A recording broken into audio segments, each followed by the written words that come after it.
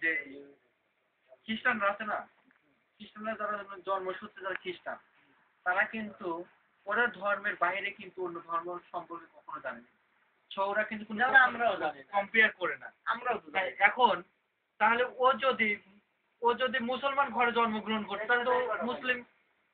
এখন ও কি জন্য ওই ঘরে জন্মগ্রহণ করে ও খ্রিস্টান হলো? কারণ তো ও তো বেঁচে যাওয়ার সুযোগই পাচ্ছে না। আমরা তো পাওয়ার একটা সম্ভাবনা আছে, ও তো পাচ্ছে না। তাহলে ওর কি অন্যায়? ওর তো জন্মগ্রহণ করাটাই কি অন্যায়?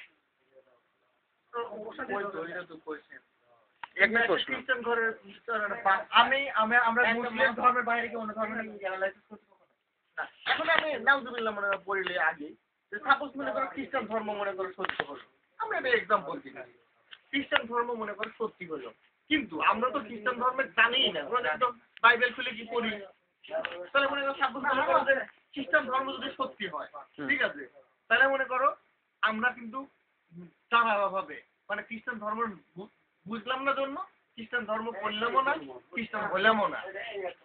এটা তো মনে করো তাহলে আমার কি জ্ঞানী পাই। আর তার চেয়ে বড় কথা হলো যারা আন্ডার এজে থাকে, যারা বাচ্চা অবস্থায় মারা যায়, এটা তো কোনো বিবেচনা হওয়ার আগে যারা মারা গেল, এটা ধরো কোনো ধর্ম সম্বন্ধে ধরো বোঝার আগে ধর্ম কাজ কয় 5 বছরের পর্যন্ত নাকি নিষ্পাপ থাকে সব বাচ্চাই। 5 বছর 10 বছরের একটা বাচ্চার কি বিবেচনা হয়? সে কি দুইটা ধর্মকে কম্পেয়ার করার মতো জ্ঞান হয়? 18 বছর বয়স পর্যন্ত মনে কর জ্ঞান হয় না। কি এমন জ্ঞান? পুরো একটা খ্রিস্টান পরিবেশে খ্রিস্টান বাবা মার সন্তান, সে মনে করো 18 বছর বয়স পর্যন্ত হলেও কি ধর্ম সম্বন্ধে অন্তত কিছু জানে? তুমি একটা বাচ্চাকে ইসলামের পরিপূর্ণ জ্ঞান ঢোকায় দাও মাথায়, সে তো অন্য ধর্মকে চিন্তা করাটাকে নাউজুবিল্লাহ মনে করো।